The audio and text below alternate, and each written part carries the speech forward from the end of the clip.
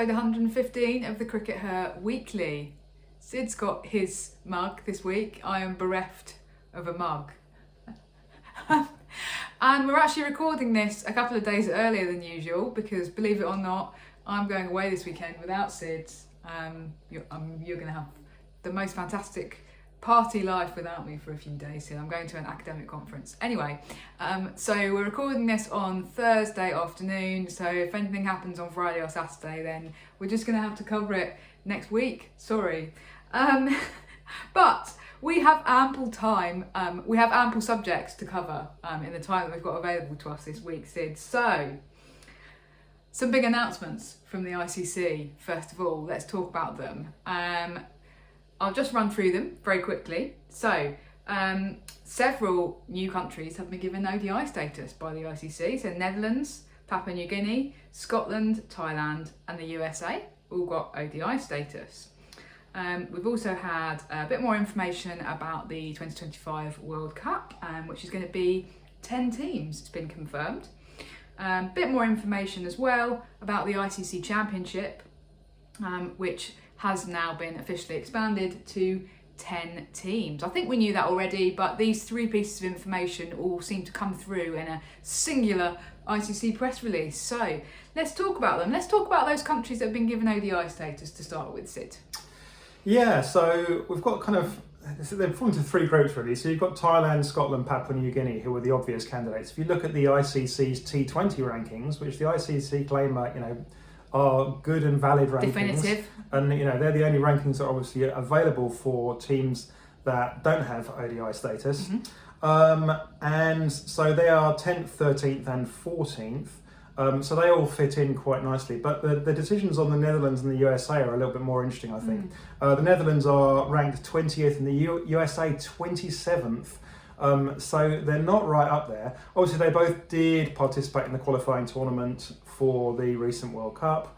And, they're probably, the teams that, if you kind of look at it kind of subjectively, rather than, just looking at the numbers, then they're probably the ones that are up and coming. But it's really all to do with growth strategies, isn't it? Where's the ICC's key areas where they're seeing growth and where they want to grow the game? It's in the United States. And the Netherlands as well. It's a rich Northern European country, and it's a country which has a fair bit of history of cricket, doesn't it? In terms of the women's game in particular. Women's cricket, it was one of the founding members of the International Women's Cricket Council in 1934. Not many people know that, Sid. Yeah, so there's kind of some logic to that, but really at the end of the day, it's ultimately it's all about money, isn't it? That's why these teams have been bumped up the rankings ahead of some others. But welcome to the party, I guess. I think the real question it raises, though, is at this point, what's the purpose of ODI status and only granting it to some teams? When everyone was granted T20 status, 3 or 4 years ago, something like that. There were a lot of discussions online. We had some quite robust discussions with people about whether every country should have that same status. But having made the decision for T20s, it's just it feels a bit odd to keep ODIs kind of segregated between the haves and the have-nots. And I'm just give everyone ODI status now. I don't see the harm given that we've already done it for T20s. You've already accepted the principle that everybody's equal, so just do it. What do you think? I think what we're seeing is another example of the ICC kind of imposing its ideas and its views and its philosophy about the men's game onto women's cricket in a way that isn't actually particularly helpful for women's cricket. So actually you don't really want to sustain this system of the haves and the have-nots, but because we have it in the men's game, the feeling is that therefore we have to perpetuate it in the women's game. Sacred status of... Yeah, kind of full members v associates, and arguably that entire distinction is really unhelpful and doesn't really map very well onto what truly global sports like football or soccer are doing themselves. That's my view on it. I think if we're talking about the haves and the have-nots, then there's a similar argument to be made about the next World Cup, which we might move on and talk about. Mm-hmm. The ICC have said, and they've really trumpeted it, and they've gone, oh, it's 10 teams, hooray, that's obviously 2 more than has been the case for the last few tournaments, which have only been 8 teams. And that's potentially really exciting for a country like Ireland, who have sort of found themselves in terms of 50 over cricket slightly on the periphery and may very well now have a good chance of being in the next 50 over World Cup. On the other hand, it then does create this situation where all of the countries outside of that are very much on the outside. And as several people on Twitter have pointed out, the ICC have kind of slipped in under the radar, hoping that nobody will notice the fact that in order to qualify for the next World Cup, they won't have what they did for the last one, which was that they had regional qualifiers leading up to a main big kind of like overall qualifying tournament. So in theory, any country could have qualified for the main tournament if they submitted a team to their little regional qualifier, which is much easier for them to do. The ICC have basically binned off regional qualifiers and gone, no, we're just going to have one overall qualifying tournament, and that's going to purely be based on ODI rankings. So you're shutting out loads of teams. Yeah, because of course, if you don't play ODIs, you don't have an ODI ranking, which is the problem that we'd already seen, and their refusal to, kind of to countenance expanding that, just in the light of that, is even more odd. So all a bit strange. Yeah, and we haven't got to the biggest strangeness of all yet, have we? The what was it you said earlier? The Indian elephant in the room. So yes, let's move on to the third thing in this press release, which was about the ICC International Championship. And obviously we knew that it was going to be expanded to 10 teams, but the big kind of killer piece of information that we've now just been told is that the teams will not all play each other. So instead of playing 9 bilateral series, each of the 10 teams will play 8 bilateral series. So it just seems to be random that some teams won't play each other. Or is it random, Sid? Yeah, it's totally random. Well, let's first of all look at some of the teams that won't play each other. So, for instance, Sri Lanka get to avoid Australia. Good for them. Bangladesh get to avoid England. Ireland, on the other hand, have to play both of them.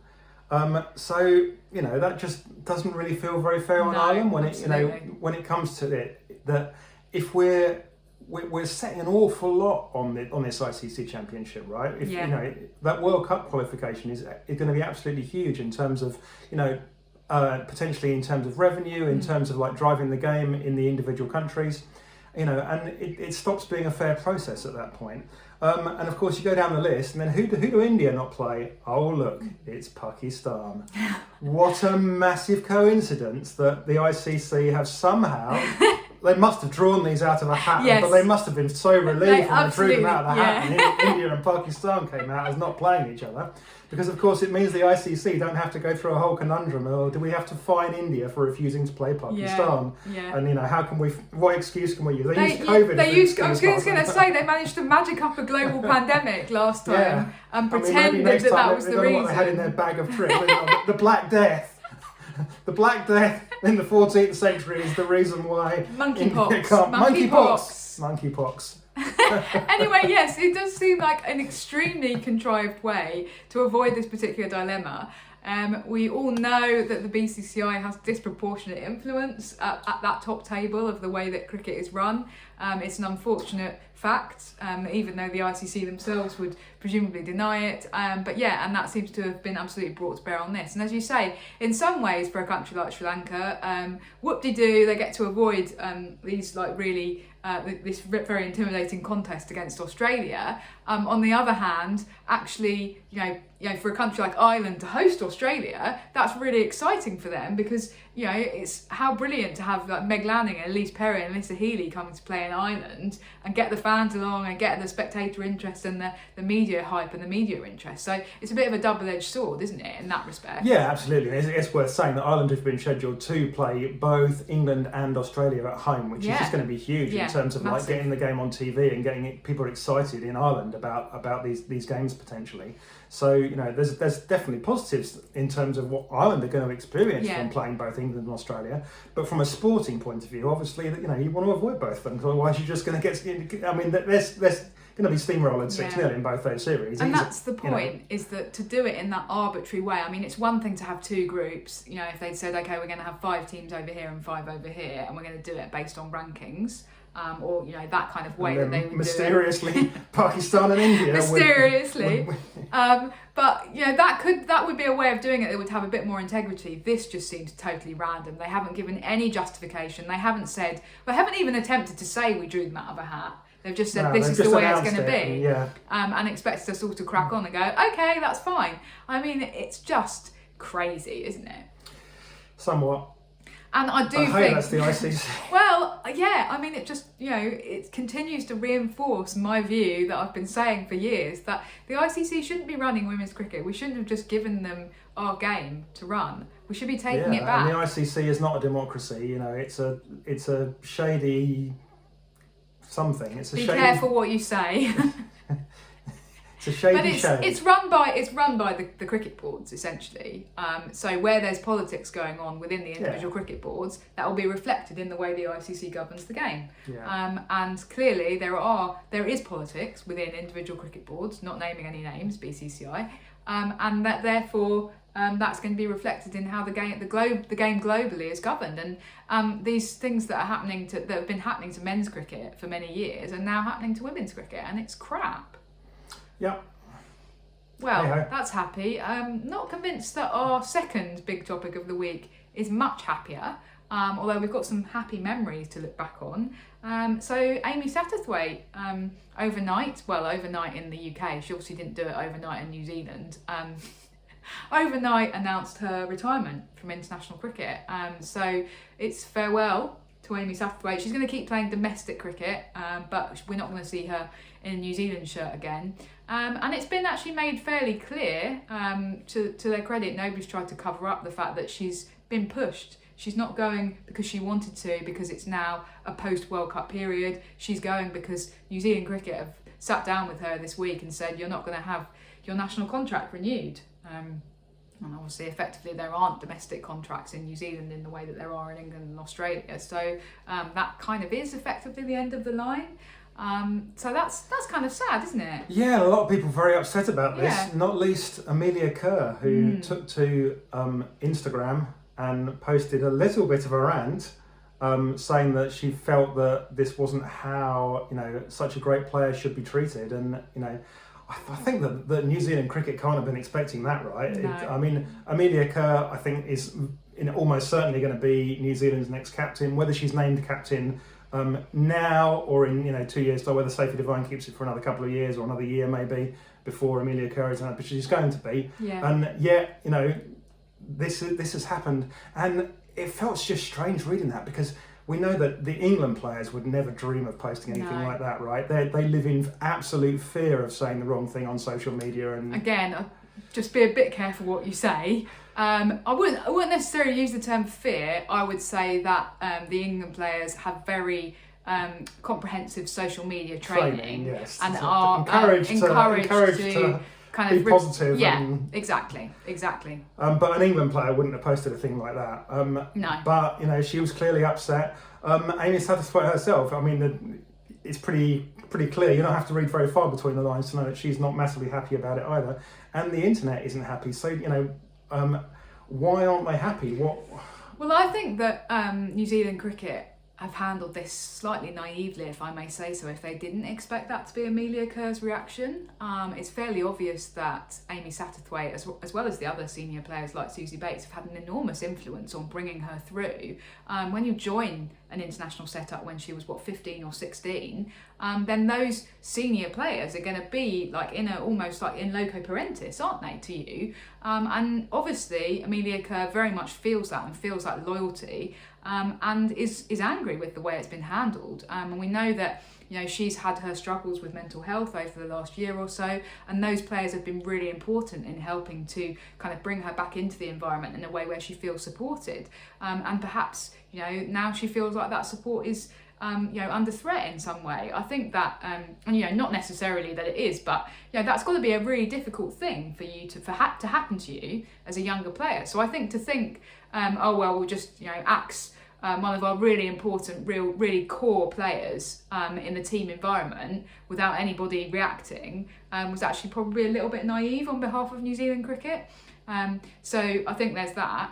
I guess the other thing is people are now looking around going, well, who's going to come in and replace her?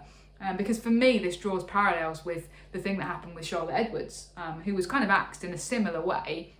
It was a sort of, it was back in 2016, between World Cup cycles. It was Mark Robinson basically going, well, we didn't do that well in the recent T20 World Cup, and I think that we need to go in a different direction and we need younger players coming through. That's what New Zealand cricket are saying here. Yeah. But I feel like, and at the time, that was a really high risk call, wasn't it? And it ultimately paid off because he went on and he won the World Cup with his new younger bunch of players, but it was still a high risk strategy.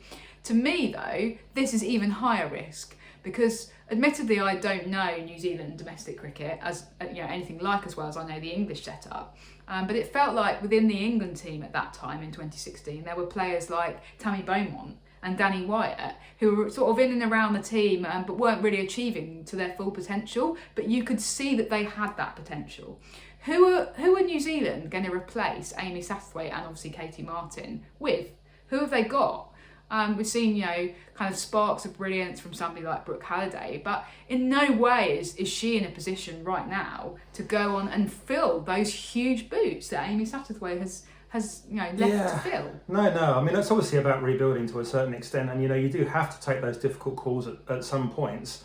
I think that the issue is that it has been poorly managed and it's been poorly communicated.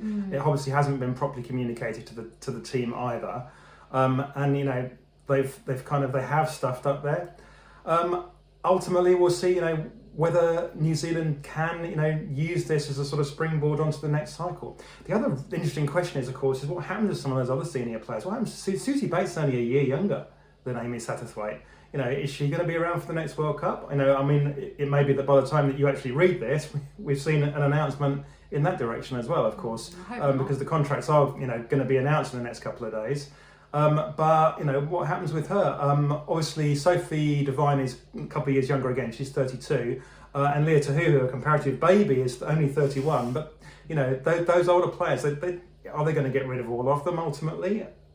There's not a kind of clear rationale for going, okay, well, we're going in a new direction, so we'll get rid of one player. It's a bit inconsistent. It's a bit uncomfortable in terms of why have they picked her and not any of the others. Although, as you say, perhaps this podcast will be overtaken by events. Potentially. Anyway, but so let's talk a little bit about her career. Yeah. Somebody that has been racked up some huge numbers over the years.